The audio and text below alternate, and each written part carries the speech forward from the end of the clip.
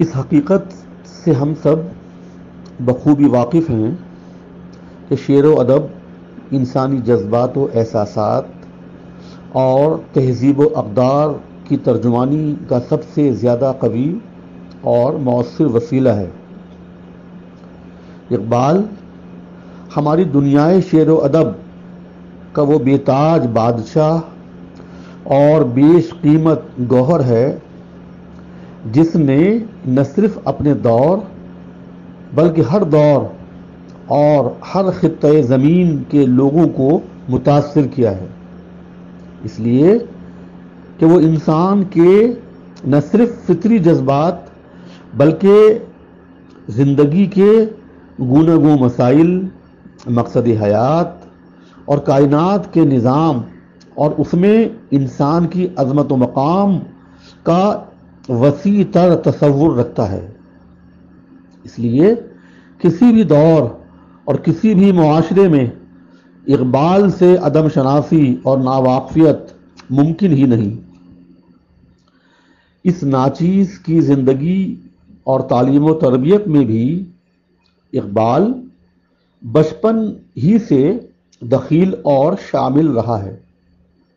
ظاہر ہے اسکول کی طالب علمی کے زمانے میں بچوں کے لیے اقبال کی نظمیں اقبال سے تعارف کا بنیادی اور اولین ذریعہ ہیں، اور اگر اس فطری میلان میں خوشگوار ماحول ہو اور قلب و ذہن انسانی زندگی کی عظمت و مقام اور اس کے مقصد حیات سے متعلق غور و فکر پر ابھارتا ہو تو ظاہر ہے ان تمام وسیلوں میں اقبال بھی ایک اہم وسیلہ بنتا ہے، اور یہی اس ناچیز کے ساتھ بھی ہوا۔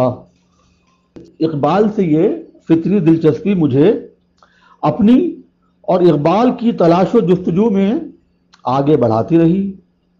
مختلف مضامین بھی لکھے، M Phil, M Phil, P H D تک اقبال سالار کارواں بن کر رہا۔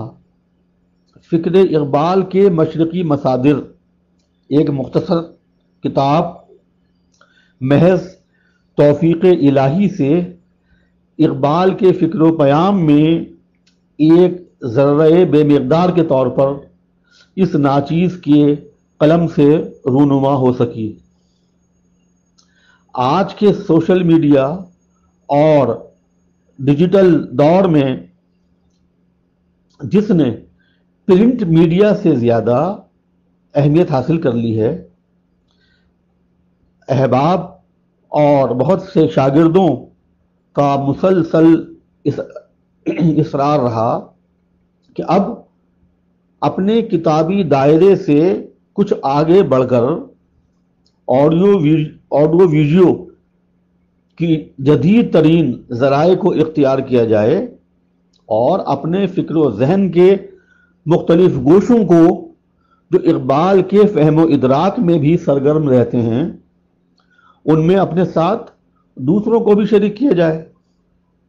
آئیے آج اس مختصر تمہید کے ساتھ ہم علامہ اقبال کے مختصر سوانحی حالات اور فکری و شعری ارتقاء کے مختصر تعارف سے اپنی بات کا آغاز کرتے ہیں۔ امید ہے کہ اقبال فہمی کا یہ سلسلہ بتدریج کلام اقبال کی روشنی میں انشاءاللہ جاری رہے گا۔ اقبال کی پیدائش 1873 یا 1877 میں سیالکوٹ میں ہوئی اور 1938 میں لاہور میں ان کا انتقال ہوا۔ سیالکوٹ میں اسکاچ مشن اسکول سے 1893 میں میٹرک کا امتحان اور 1995 میں انٹر کا امتحان پاس کیا۔ سیالکوٹ میں آپ کو ایک اپنے دور کے معروف اور مشہور اور باکمال اور اہل علم اساتذہ میں استاد میر حسن سے مشرقی علوم بالخصوص عربی اور فارسی کی تعلیم حاصل کرنے کا موقع ملا، اور اقبال نے ان کے زیر سایہ علمی فیض حاصل کیا، جس کا اعتراف اقبال نے اس شعر میں کیا ہے: مجھے اقبال اس سید کے گھر سے فیض پہنچا ہے، پلے جو ان کے دامن میں وہی کچھ بن کے نکلے ہیں۔ گورنمنٹ کالج لاہور میں پروفیسر آرنلڈ سے اقبال نے فلسفہ میں خصوصی مہارت حاصل کی۔ پروفیسر آرنلڈ سے قلبی وابستگی ان کے انگلینڈ واپس جانے کے بعد بھی رہی۔ نالہ فراق مشہور نظم اقبال کی اس قرب اور تعلق اور انس و محبت کی آئینہ دار ہے۔ اقبال فرماتے ہیں: تو کہاں ہے اے کلیم ذرو سینہ علم، تھی تیری موج نفس باد نشاط افزائے علم۔ مزید تعلیم کے لیے اقبال نے 1905 میں یورپ کا سفر کیا۔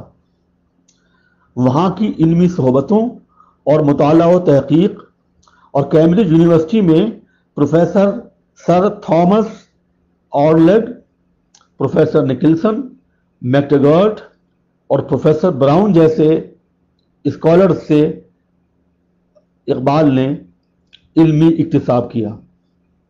1907 میں جرمنی کی میونخ یونیورسٹی سے ایران کا فلسفہ ما بعد الطبیعی یعنی فلسفہ عجم کے موضوع پر علمی تحقیق کے نتیجے میں اقبال نے پی ایچ ڈی کی ڈگری حاصل کی۔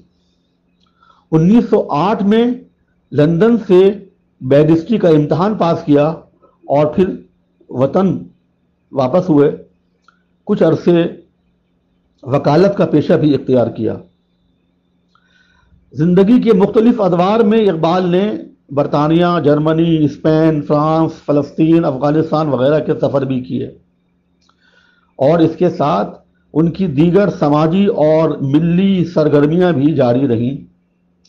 ملکی تحریک آزادی سے منسلک تحریکات اور مختلف اداروں سے بھی وابستگی رہی۔ سیاسی شعور بھی درمیان میں رہا۔ شعر گوئی کی خداداد صلاحیت نے اقبال کو اپنے فکر و پیام کے لیے ایک نہایت مؤثر ذریعہ بھی فراہم کیا۔ اقبال کی شعر گوئی کا آغاز اور ارتقاء ان کے طالب علم کے اسکول کی طالب علمی کے دوران ہی شروع ہو جاتا ہے، یعنی 1893 میں ان کی پہلی غزل دہلی کے ایک رسالے زبان میں شائع ہوئی۔ کچھ عرصے دہلی کے مشہور شاعر داغ دہلوی، جو حیدرآباد منتقل ہو چکے تھے، بذریعہ ڈاک اقبال نے ان سے بھی تلمس حاصل کیا اور اپنی کچھ غزلیں اصلاح کے لیے انہیں بھیجی۔ انٹرمیڈیٹ کی تعلیم کے دوران ہی، یعنی 1996 سے ہی، اور اس کے بعد بی اے اور ایم اے کے زمانے میں لاہور کے انجمن حمایت اسلام کے بڑے بڑے جلسوں میں اقبال کی شعر گوئی کا آغاز باقاعدہ ہو گیا۔ ان کے ابتدائی کلام میں خاص طور پر یہ شعر ان کے فکر و خیال کا ترجمان ہے کہ یہ بنیاد یہاں سے شروع ہو رہی ہے اور اس کی تکمیل اور تعمیر کہاں پہنچتی ہے۔ موتی سمجھ کے شان کریم، موتی سمجھ کے شان کریمی نے چن لیے، قطرے جو تھے میرے عرق انفعال کے۔ اقبال کا یہ ابتدائی دور جو 1905 تک کے عرصے پر محیط ہے، اس دور میں اقبال حقیقت کے متلاشی، فطرت، کائنات اور انسان میں باہمی ربط تلاش کرتے نظر آتے ہیں۔ حزن، یاس، فنائیت، آزادی کی تڑپ، حب الوطنی، قومی یکجہتی، ہندو مسلم اتحاد، تہذیب و اقدار اور مساوات انسانی وغیرہ موضوعات ان کے کلام کا خاص حصہ ہیں۔ نالہ یتیم، دین و دنیا، اسلامیہ کالج کا خطاب پنجاب کے مسلمانوں کو، ہمالا، نیا شوالا، ہندوستانی بچوں کا قومی گیت، شمع و پروانہ، ترانہ ہندی، پرندے کی فریاد وغیرہ اس دور کی خاص یادگار ہیں۔ اقبال کی شاعری کا دوسرا دور 1905 سے شروع ہو کر 1908 تک کے عرصے پر محیط ہے، یعنی سفر یورپ کے مشاہدات کا دور۔ دیار مغرب کے علم و مطالعے اور جہاں دیدن، بلکہ اقبال کی زبانی جہاں را جز بچشم خود ندیدم، میں نے دنیا کو سوائے اپنی آنکھوں کے نہیں دیکھا، اپنی آنکھوں کے بغیر نہیں دیکھا۔ جہاں دیدن کے سبب شاعری کا ایک نیا موڑ ہمارے سامنے آتا ہے۔ اقبال مغرب کی نئے علوم کی طرف پیش قدمی اور ذوق عمل سے ان کی سرشاری سے متاثر ہوتے ہیں، لہذا سی پیہم اور حرکت و عمل کا موضوع ان کے کلام میں نمایاں ہو کر ابھرتا ہے۔ اس کے ساتھ ساتھ مغربی تہذیب و سیاست کا وہ فریب جس نے بہت سے کمزور ملکوں اور اقوام کو اپنے فریب اور سحر میں الجھا رکھا تھا، یعنی وطنیت کا محدود جغرافیائی تصور، اس کو بے نقاب کرتے ہیں۔ جگہ جگہ اس احساس کے نمونے ہمیں نظر آتے ہیں۔ حکمت مغرب سے مشرق کی یہ حالت ہوئی، ٹکڑے ٹکڑے جس طرح سونے کے کر دیتا ہے گاز۔ مغرب میں بہت روشنی علم و ہنر ہے، حق یہ ہے کہ بے چشمہ حیواں ہے یہ ظلمات، ہے دل کے لیے موت مشینوں کی حکومت، احساس مروت کو کچل دیتے ہیں آلات۔ وہ دیار مغرب اور مغرب کے چال بازوں کو للکارتے ہیں، دیار مغرب کے رہنے والوں، خدا کی بستی دکان نہیں ہے، کھرا جسے تم سمجھ رہے ہو وہ اب ذرے کم عیار ہوگا۔ تمہاری تہذیب اپنے خنجر سے آپ ہی خودکشی کرے گی، جو شاخ نازک پہ آشیانہ بنے گا ناپائیدار ہوگا۔ نظر کو خیرہ کرتی ہے چمک تہذیب حاضر کی، یہ سنائی مگر جھوٹے نگوں کی ریزہ کاری ہے۔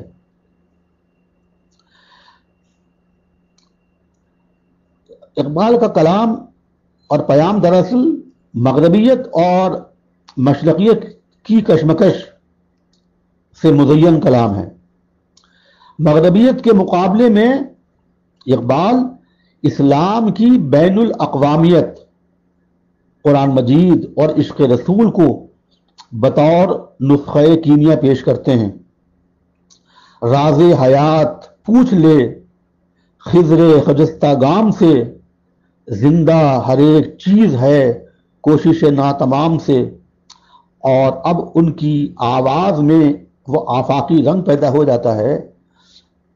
اوروں کا ہے پیام اور میرا پیام اور ہے، عشق عشق کے درد مند کا طرز کلام اور ہے.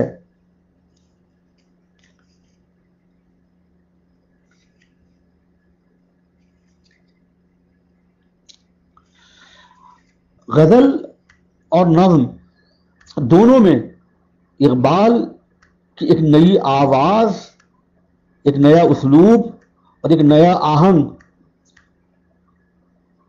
ان کے اس دور میں ان کے سننے والوں کو متاثر کرتا ہوا نظر آتا ہے. اقبال اپنے وقت کے، اپنے دور کے سب سے زیادہ پڑھے لکھے شاعر کی حیثیت سے اور ایک مستقل فکر اور فلسفہ اور پیام پر مبنی کلام لے کر دنیا شعر و ادب پر چھا جاتے ہیں. یہ وہ کلام ہے جس میں زندگی، خود آگہی، عزم و یقین، عشق، حرکت و عمل، انسانی عظمت، احترام انسانیت اور مساوات انسانی کا لافانی اور لاسانی پیغام ہے. نہایت فطری انداز کے ساتھ، بے ساختگی کے ساتھ، سلاست اور روانی کے ساتھ وہ اپنی بات کہتے ہیں. میری مشاط گی کی کیا ضرورت حسن معنی کو، کہ فطرت خود بخود کرتی ہے لالے کی ہنا بندی. نہ صرف فکر و پیام کی بلندی بلکہ فن شاعری کے تمام لوازم اور نئے آہنگ ان کے کلام میں روشن اور تابندہ نظر آتے ہیں.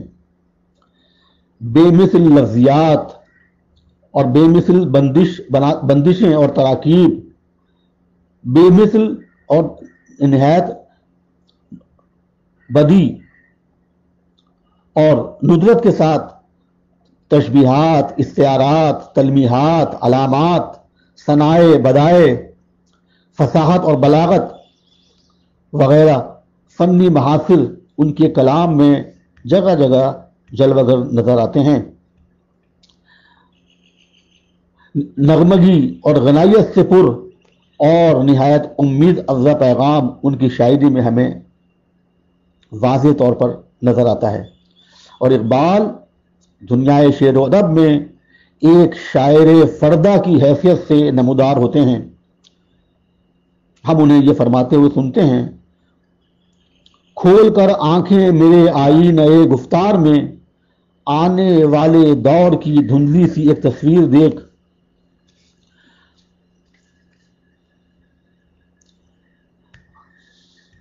انیس سو آٹھ کے بعد سے تا آخر اقبال کی شاعرانہ عظمت کا دور ان کے فن اور فکر کا دور شباب ہے. اس دور کی خاص بات یہ ہے کہ اس میں شعر گوئی سے اجتناب کا احساس اردو میں خاص طور پر، پہلے تو انہوں نے شعر گوئی سے اجتناب کا احساس ان میں پیدا ہوا اور پھر بالآخر انہوں نے اردو کی جگہ فارسی زبان میں شعر گوئی کو منتقل کیا. اور ہم دیکھتے ہیں کہ اس دور میں ان کے اب یہاں ان کا اپنا منضبط فلسفہ اور نظریہ یعنی خودی کا تصور نمودار ہوتا ہے. اور 1915 میں ان کی پہلا شعری مجموعہ فارسی کلام کا اسرار خودی شائع ہوتا ہے. یہ اقبال کا منفرد طرز کلام اور عشق کی درمندی کا کلام ہے. عشق کا تصور انسان کو اپنے مقصد حیات اور اپنی منزل تک رسائی کے لیے درکار وہ قوت، عظیم قوت ہے جو اسے صحیح فہم اور حرکت و عمل کی طرف گامزن رکھتی ہے. اقبال کے ہاں عشق کا واضح تصور یہی ہے: عشق سے پیدا نوائے زندگی میں زیر و بم، عشق سے مٹی کی تصویروں میں سوزے دم بدم. اسرار خودی فرد کی اللہ تعالیٰ کی وضعیت کردہ صلاحیتوں کا حقیقی عرفان ہے، عرفان ذات ہے. خودی کی تربیت کے اقبال 3 مرحلے سامنے لاتے ہیں. پہلا مرحلہ اطاعت الہی، دوسرا مرحلہ ضبط نفس، اور تیسرا مرحلہ نیابت الہی. یعنی خودی 3 مراحل طے کر کے اپنی تکمیل کو پہنچتی ہے. انشاءاللہ ان پہلوؤں پر اپنے موقع پر گفتگو ہوگی، یہاں اس تعارف میں اس کا موقع نہیں ہے. اس کے بعد 1918 میں ان کی شاعری کا، فارسی شاعری کا دوسرا نقش ہمارے سامنے آتا ہے رموز بے خودی کے نام سے. یعنی فرد کے بعد، فرد کی خودی کی تعمیر کے بعد پوری ملت اسلامیہ اور حیات اجتماعی کا پیغام اقبال اس شعر کے ذریعے سے دیتے ہیں. یعنی فرد قائم ربط ملت سے ہے تنہا کچھ نہیں، موج ہے دریا میں اور بیرون دریا کچھ نہیں. یعنی خودی کی تکمیل بے خودی کے بغیر ادھوری ہے. یعنی فرد کی تعمیر اس لیے ہے کہ وہ حیات اجتماعی کا اہم حصہ ہے، اور اصل زندگی ہماری حیات اجتماعی ہے کہ ہم اپنے حیات اجتماعی میں فرد اپنا کیا رول ادا کرتا ہے. رموز بے خودی اسی طرف ہماری رہنمائی کرتی ہے. اس کے بعد 1923 میں پھر تیسرا نقش اقبال کے کلام کا فارسی ہی میں نمودار ہوتا ہے، پیام مشرق. پھر 1927 میں چوتھا فارسی کلام کا نقش زبور عجم کی شکل میں سامنے آتا ہے. پھر جاوید نامہ، پھر مسافر 1934 میں، پھر پس چھ باید کرد اے اقوام شرق 1936 میں. یعنی اقبال اپنے زندگی کے آغاز سے آخر تک فارسی کلام میں ہی اپنے تصورات، اپنے افکار کو پیش کرتے نظر آتے ہیں.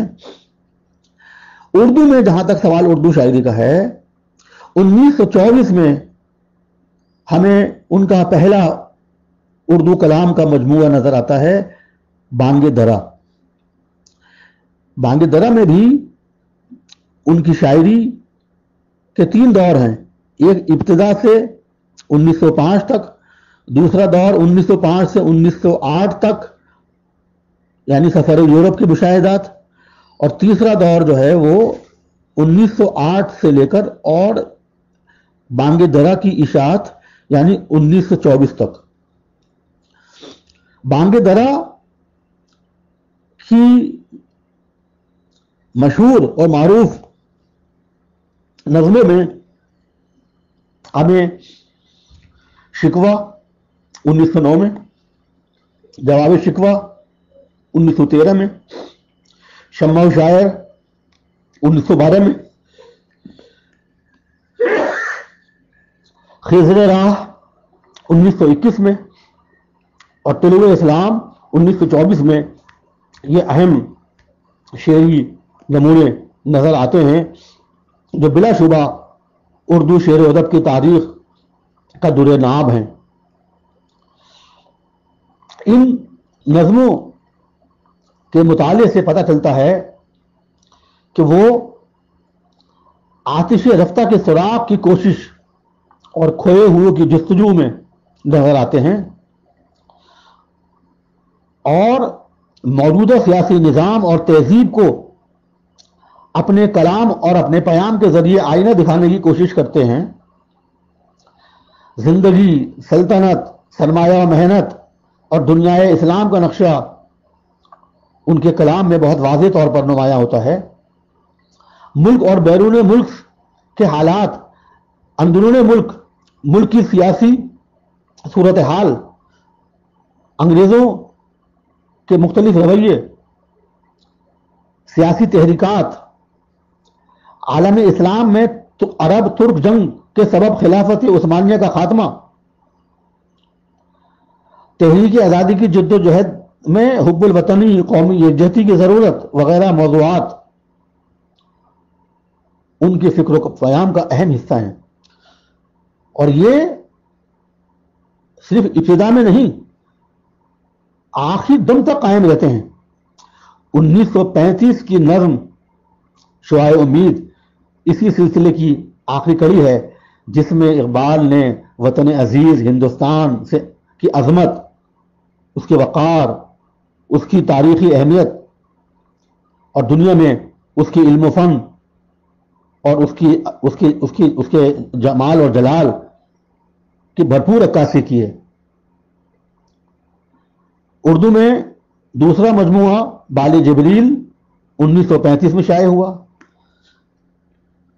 جو نہ صرف فکر و پیام بلکہ اردو شعر و ادب کا نہایت بیش قیمت نمونہ ہے۔ اس کے علاوہ 1936 میں ضرب کلیم شائع ہوئی، جس کے بارے میں خود علامہ نے کہا تھا یہ دور حاضر کے خلاف اعلان جنگ ہے، یعنی انہوں نے مغربیت اور مشرقیت کی جو کشمکش ہے اور مختلف سیاسی جو نظریات ہیں مغرب کے اور ان کا جو کھوکھلا پن ہے، اور ان کے ذریعے سے جو مغرب کا فریب اور سحر کھل کر سامنے آیا ہے، ان سب کو للکارا ہے اور اسلام کی عظمت اور اس کی برتری اور اس کو ایک متبادل اور بے مثل نظام کے طور پر پیش کیا ہے۔ ارمغان حجاز ان کا چوتھا اردو میں شعری مجموعہ ہے، جس کا آخری کچھ حصہ فارسی زبان میں بھی ہے، جو 1938 میں شائع ہوا ان کے انتقال کے بعد۔ ان شعری تخلیقات کے علاوہ اقبال کی فکر و پیام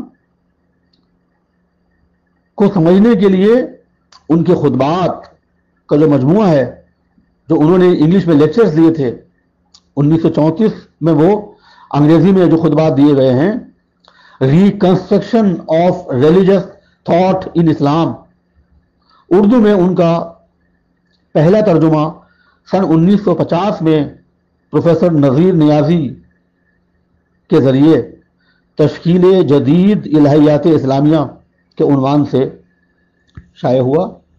اس کے علاوہ اقبال کے ہزارہا خطوط جو انہوں نے اپنے دور کے باکمال اہل علم حضرات، علماء حضرات، دیگر سیاسی اور علمی شخصیات کے نام لکھے ہیں، وہ بھی اقبال فہمی کا ہمارے لیے بہت ضروری حصہ ہیں۔